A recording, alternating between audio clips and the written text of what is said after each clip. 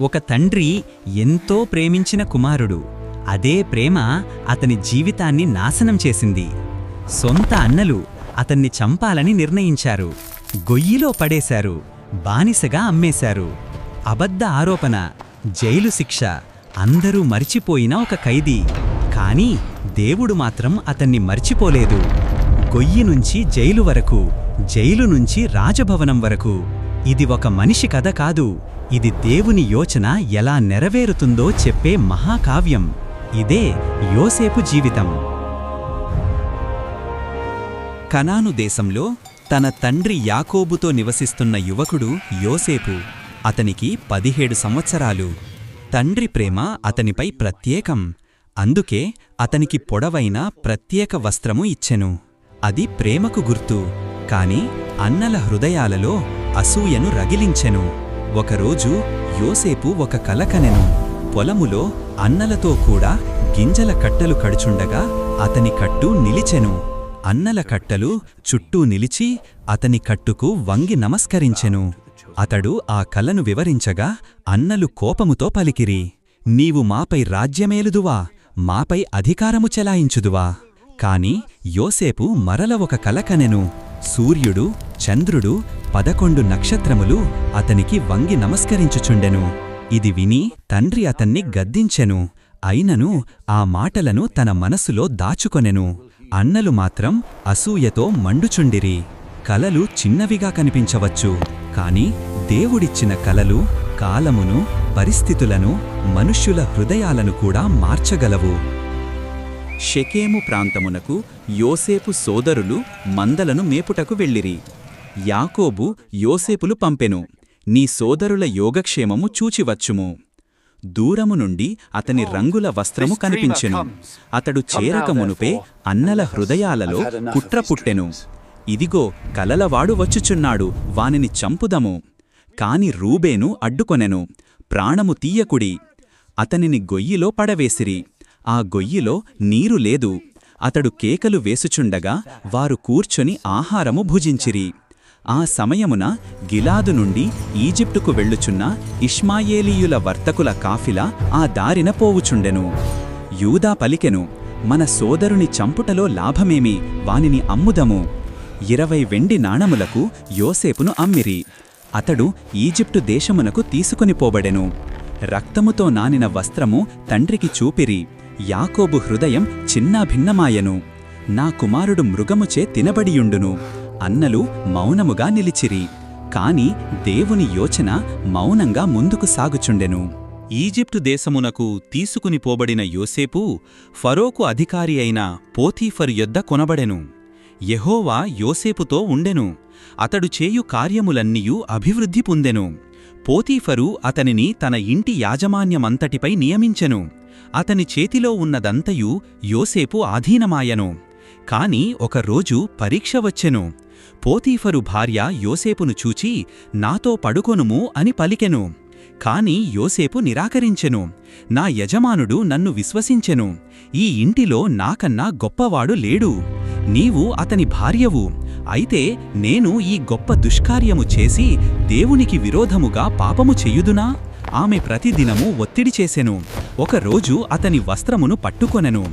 కాని యోసేపు తన వస్త్రమును విడిచిపెట్టి బయటకు పారిపోయెను. అవమానములో కోపగించిన ఆమె అబద్ధ సాక్ష్యమిచ్చెను. "ఈ హెబ్రీయుడు నన్ను అవమానించుటకు వచ్చెను." పోతీఫరు కోపముతో మండెను. నిర్దోషి అయిన యోసేపు ఇప్పుడు మరొకసారి బాధను ఎదుర్కొనబోతున్నాడు. కాని దేవుడు అతనితోనే ఉన్నాడు. పోతీఫరు కోపముతో యోసేపును రాజు ఖైదీలు ఉండే చెరసాలలో వేయించెను. కాని యెహోవా యోసేపుతో నుండెను. చెరసాల అధిపతి అతనిపై కృప చూపెను. ఖైదీల యావత్తును అతని ఆధీనములో అప్పగించెను. అతడు చేయు కార్యములన్నీయూ సఫలమాయెను. ఒక రాత్రి ఫరోకు సేవ చేసిన పానదాయకుడు మరియు పాకశాలాధిపతి ఒకే రాత్రిలో కలలు కనిరి. వారి ముఖములు దిగులుతో నిండియుండగా యోసేపు అడిగెను, "మీరు కలను చెప్పుడి."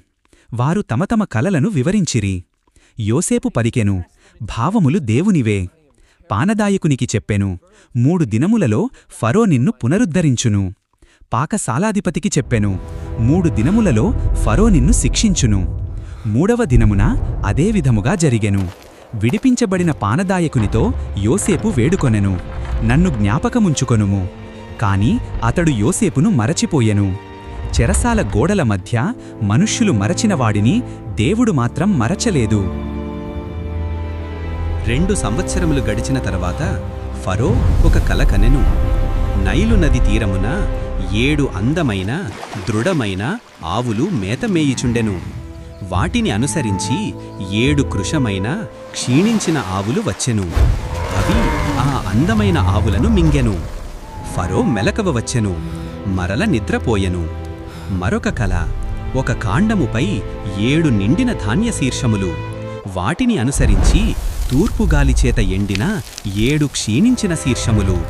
ఆ క్షీణించినవి నిండిన వాటిని మింగెను. ప్రభాతమున ఫరో కలత చెంది జ్ఞానులందరినీ పిలిచెను, కాని ఎవ్వరునూ భావము చెప్పలేకపోయిరి. అప్పుడు పానదాయకుడు జ్ఞాపకమునకు తెచ్చుకొనెను చెరసాలలోనున్న హెబ్రీయుడిని. యోసేపును త్వరగా తీసుకొనిరి. అతడు పలికెను, ఇది నా వలన కాదు, దేవుడే ఫరోకు సమాధానమిచ్చును. యోసేపు వివరించెను, 7 మంచి ఆవులు, 7 నిండిన శీర్షములు, 7 సమృద్ధి సంవత్సరములు. అనంతరం వచ్చే 7 క్షీణించినవి 7 కరువు సంవత్సరములు. దేవుడు జరగబోవు విషయమును ఫరోకు తెలియజేసెను. ఫరో తన అధికారులతో పలికెను, దేవుని ఆత్మ కలిగిన మనిషి ఇతని వంటివాడెక్కడ దొరకును? చెరసాల ఖైదీ ఇప్పుడు దేవుని జ్ఞానముతో రాజసభలో నిలిచియున్నాడు. ఫరో యోసేపుతో పలికెను, దేవుడు ఇవన్నీయు నీకు తెలియజేసినందున నీలాంటి వివేకవంతుడును జ్ఞానవంతుడును లేడు. అతనిని తన ఇంటి మీద అధిపతిగా నియమించెను. దేశమంతయు అతని వాక్యానుసారమే నడుచునట్లు ఆజ్ఞాపించెను. సింహాసనములోనే నేను నీకంటే గొప్పవాడనయ్యుందును. ఫరో తన ఉంగరమును యోసేపు చేతికి పెట్టెను. సున్నితమైన నార వస్త్రములు వేయించెను. బంగారు హారమును మెడలో ధరింపజేసెను. 2వ రథములో అతనిని కూర్చుండజేసిరి. ప్రజలు అతని ముందు నమస్కరించిరి.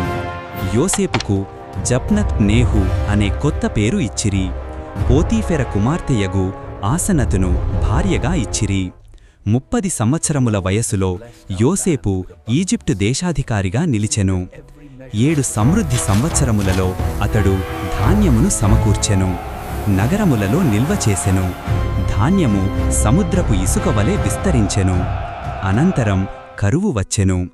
దేశములు అన్నము కోసం ఈజిప్టుకు రాగా యోసేపే ధాన్యమును తెరిచి అమ్మెను. గొయ్యిలో పడవేయబడినవాడు, చెరసాలలో మరచబడినవాడు ఇప్పుడు జాతులను బ్రతికించుచున్నాడు. మనుష్యుల యోచన ఒకటి, దేవుని యోచన మరొకటి. కనాను దేశంలో కరువు తీవ్రంగా పడింది. ఆహారం లేక యాకోబు తన కుమారులను ఐగుప్తుకు ధాన్యము కొనుటకు పంపాడు. ఐగుప్తులో అధికారిగా ఉన్నవాడు వారే అమ్మివేసిన సోదరుడు యోసేపే. కాని వారు అతనిని గుర్తుపట్టలేదు. యోసేపు మాత్రం వారిని వెంటనే గుర్తుపట్టాడు. స్వప్నాలు గుర్తుకు వచ్చాయి. అతను వారిని పరీక్షించాలనుకున్నాడు. మీరు గూఢచారులా అని వారిని అపవాదించాడు. తమ చిన్న తమ్ముడు బెన్యామీను గురించి చెప్పినప్పుడు అతను షిమ్యోనును బంధించి బెన్యామీనును తీసుకొచ్చి మీ మాట నిజమని నిరూపించండి అన్నాడు.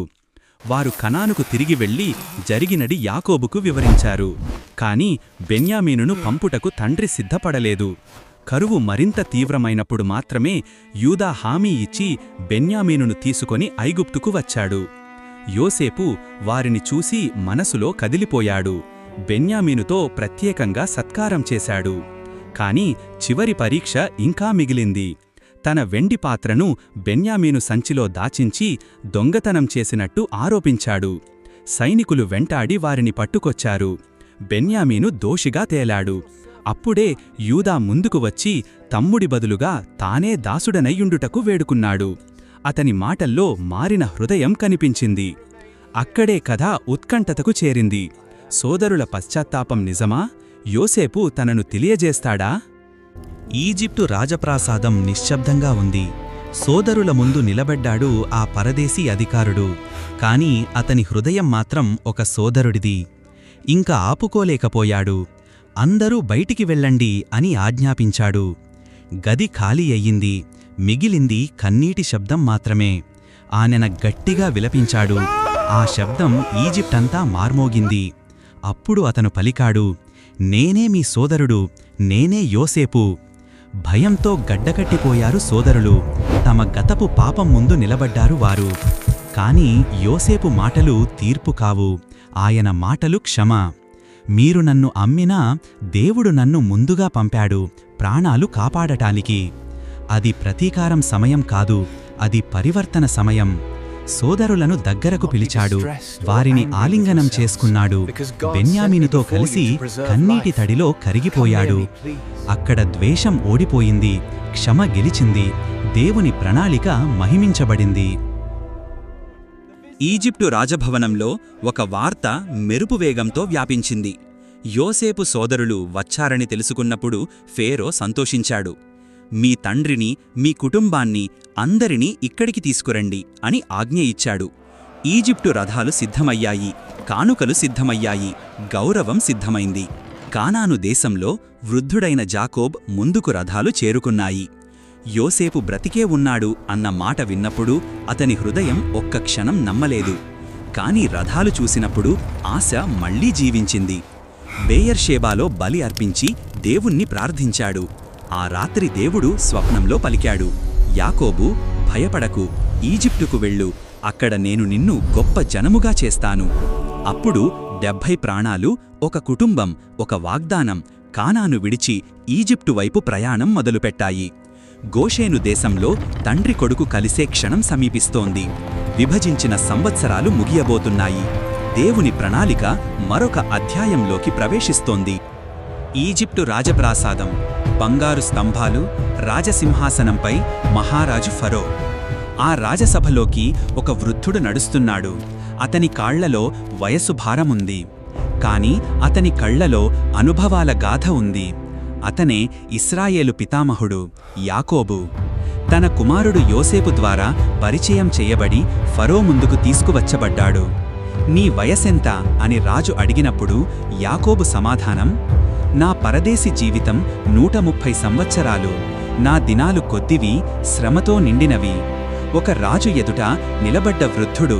కాని ఆ క్షణంలో ఆశీర్వదించేది ఎవరు? యాకోబే ఫరోను ఆశీర్వదించాడు. దేవుని వాగ్దానం మళ్లీ నెరవేరుతోంది. అబ్రహాము సంతానం ఆశీర్వాదంగా మారుతోంది. గోషేను దేశంలో వారికి నివాసం కల్పించబడింది. క్షామకాలంలో దేవుని ప్రణాళిక స్పష్టమవుతోంది. రాజసభలో నిలిచింది ఒక కుటుంబం కాదు, ఒక జాతి భవిష్యత్తు.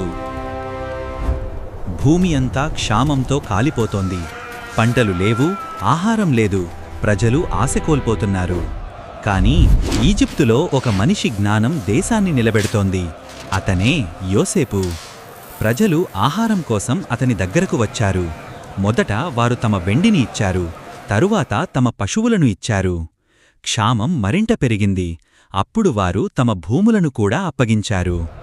యోసేపు దేశాన్ని కాపాడాడు. ఫరోకు భూములను సమకూర్చాడు. ప్రజలకు ఆహారమిచ్చాడు. మరియు ఒక కొత్త నియమం పెట్టాడు. పంటలో 5వ వంతు ఫరోకు ఇవ్వాలి. ఇలా ఈజిప్టు దేశం క్షామం మధ్య నిలబడింది. ఇక మరోవైపు గోషేను దేశంలో యాకోబు కుటుంబం విస్తరిస్తోంది.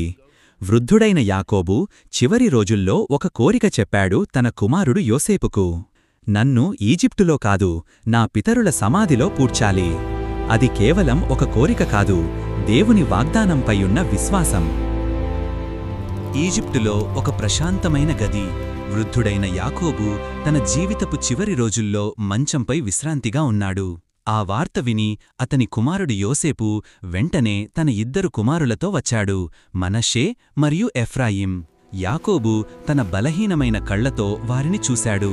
అప్పుడతను చెప్పాడు, బేతేల్లో దేవుడు నాకు ప్రత్యక్షమై నన్ను ఆశీర్వదించాడు. అతను ఆ 2 పిల్లలను దగ్గరకు పిలిచాడు. వారిని తన స్వంత కుమారులుగా స్వీకరించాడు.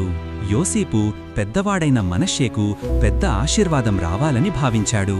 కాని యాకోబు తన చేతులను క్రాస్ చేశాడు. అతని కుడిచేయి చిన్నవాడైన ఎఫ్రాయిం మీద, ఎడమచేయి మనష్షే మీద. యోసేపు ఆశ్చర్యపోయాడు. కాని యాకోబు అన్నాడు, నాకు తెలుసు నా కుమారుడా, కాని చిన్నవాడే గొప్ప జనముగా మారును. ఆ రోజు ఒక తాత ఇచ్చిన ఆశీర్వాదం మాత్రమే కాదు, దేవుని ప్రణాళిక ముందుగానే ప్రకటించబడింది. వృద్ధుడైన యాకోబు తన జీవితపు చివరి క్షణాలకు దగ్గరగా ఉన్నాడు. అతను తన 12 కుమారులను తన దగ్గరకు పిలిచాడు. రండి, మీ భవిష్యత్తులో జరిగేది నేను చెప్పుదును. మొదట పెద్ద కుమారుడు రూబేను ముందుకు వచ్చాడు. కాని అతని అస్థిరత కారణంగా అతనికి మొదటి స్థానముండదని యాకోబు చెప్పాడు. సిమ్యోను, లేవి వారి కోపం కారణంగా గద్దింపబడ్డారు. అప్పుడు యాకోబు చూపు ఒక కుమారునిపై నిలిచింది. అతనే యూదా. నీ సోదరులు నిన్ను స్తుతిస్తారు, రాజదండం యూదా నుండి తొలగదు. ఆ మాటలు కేవలం ఆశీర్వాదం కాదు, భవిష్యత్తులో వచ్చే రాజుల గురించి ప్రవచనం. ప్రతి కుమారునికి అతని స్వభావం ప్రకారం ఆశీర్వాదం చెప్పబడింది. ఆ రోజు ఒక తండ్రి తన కుమారులను మాత్రమే ఆశీర్వదించలేదు. ఇశ్రాయేలు 12 గోత్రాల భవిష్యత్తు ప్రకటించబడింది. ఈజిప్టులో ఒక నిశ్శబ్దమైన సాయంత్రం. వృద్ధుడైన యాకోబు తన జీవిత ప్రయాణం ముగింపుకు చేరుకున్నాడు. తన 12 కుమారులను తన చుట్టూ నిలబెట్టుకుని అతను చివరి మాటలు చెప్పాడు. నేను నా ప్రజల దగ్గరకు చేరబోతున్నాను. అతను ఒక చివరి కోరిక చెప్పాడు.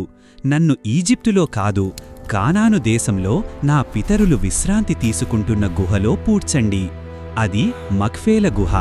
అక్కడే అబ్రహాము, ఇస్సాకు మరియు వారి భార్యలు సమాధి చెయ్యబడ్డారు.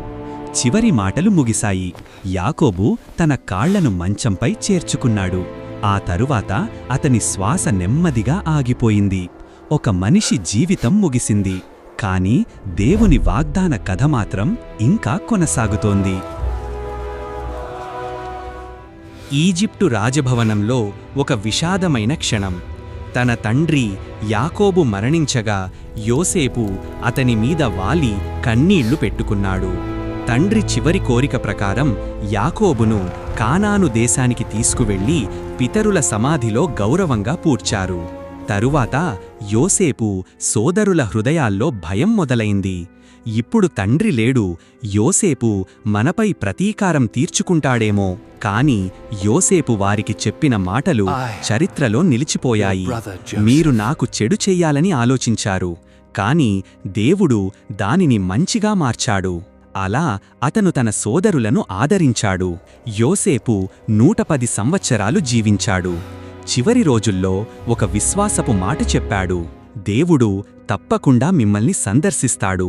అప్పుడు నా ఎముకలను ఇక్కడి నుంచి తీసుకువెళ్ళండి. అలా ఒక మహానుభావుడి జీవితం ముగిసింది. కాని దేవుని ప్రణాళిక మాత్రం కొనసాగుతూనే ఉంది. యోసేపు మరణించాడు, కాని అతని మాట ఒక వాగ్దానంలా ఈజిప్టులో మిగిలిపోయింది. ఎన్నో సంవత్సరాల తరువాత ఆ మాట నిజమయ్యే రోజు వచ్చింది. అప్పుడు ఒక మనిషి లేచాడు. అతని ద్వారా దేవుడు తన ప్రజలను విడుదల చెయ్యబోతున్నాడు. ఆ మనిషి ఎవరు? అది వచ్చే కథ నిర్గమకాండములో ప్రారంభమవుతుంది.